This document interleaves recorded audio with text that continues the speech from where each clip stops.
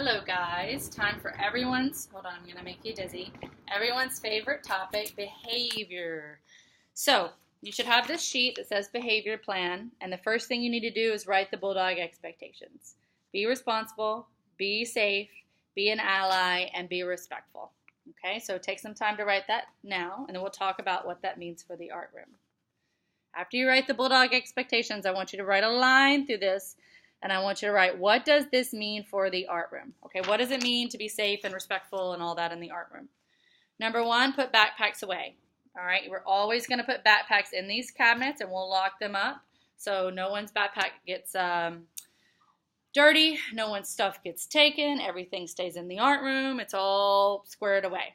Calm body is number two. You should never run, you should never play fight in the art room. People have sharp objects sometimes, and if you bump into them, then that could be a safety issue. So it's always important to have a calm body. Number three, stay in open spaces. Okay, that means that this area right here, behind my desk, is a space that you will never go in. This is my desk right here. People will sit at my desk on this side, but they will never go behind this area. Okay, this is a space that is off limits always. Also, this back room right here is sometimes open, but if the door is closed, that means it's closed. Okay? Respect all materials. Treat them well. Always leave all materials in the room. You don't have to bring anything in, and nothing goes out. Nothing ever comes in. Nothing ever goes out. Okay? You don't need to take anything away from the art room. Not your sketchbook, not a pencil, nothing. Keep everything in here. Except your backpack. You'll put that on before you go, and you'll leave with all of your personal things. And never throw things. Not a piece of clay, not an eraser. Never, ever, ever throw things in the art room. All right, number 5, being respectful means having a level 2 voice. I'm kind of at a level 3 because I want the whole class to hear me. So if you're presenting, you might be at a level 3. Level 2 is like you're just talking to your neighbor right there. Level 1 is you really don't want anyone to hear. All right, you should never get to a 4 or 5 up here. That's too loud and it disturbs people's work. The last one, help others. Be an ally in the art rooms means show people what you know, okay? If you know how to do something, show them. If you know how to get to the website and you know they're looking or they're having trouble, help them, okay? If you know they're looking for where the paper is, show them. If there's something you know how to do and they want to learn, help them, okay? That's being an ally.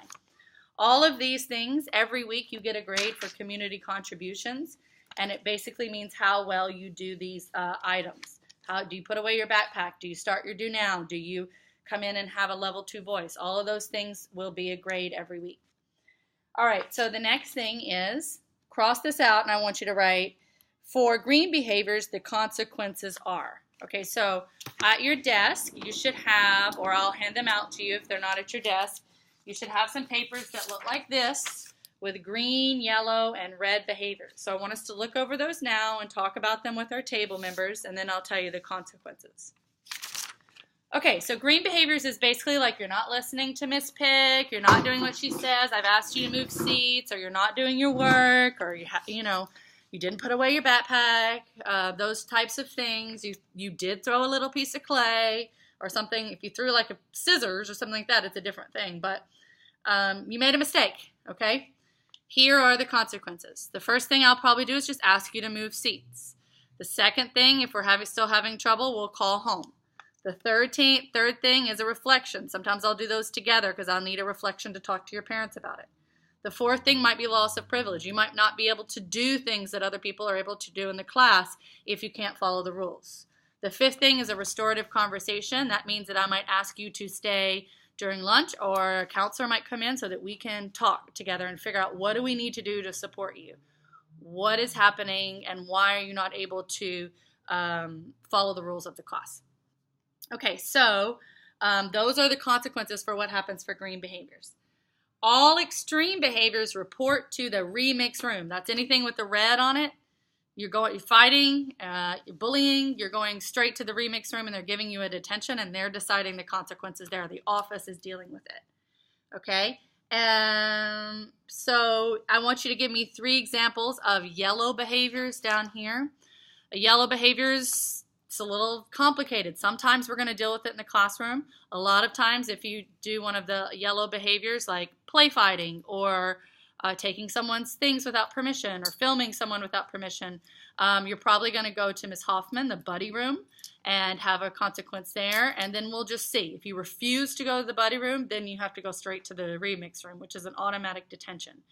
So if you make one of those mistakes that's on the yellow sheet, try your best to make a good choice and do the reflection and go to the buddy room so that we can get back on track and get you learning so that you don't have to worry about consequences in the office. Okay, your homework, I'm going to give you a behavior contract, and I want you to sign it. Your parents, you sign it, your parents sign it, and bring it back, and that's going to be your first homework assignment. I don't give a lot of homework in art, but this is one of the ones that I give. Okay, so that is everything I think for behavior. Bottom line is I really want to give you as much freedom as I can. I really want to be a fellow artist and learner with you. And as long as you can follow the classroom expectations, we'll be able to do that. And if you're having trouble doing that, we'll find a way to support you so that you can be in this art room. And by support, I mean it might not be something you want to do.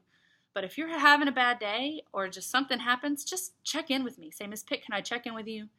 We can go out in the hallway for a minute. You can kind of say, look, blah, blah, blah, blah, blah. You know, this happened today. I just really need to I just need a minute, or I need this. Okay, maybe there's a chance we can do that. Okay, that's it. Finish your sheet and get your behavior contract to take home.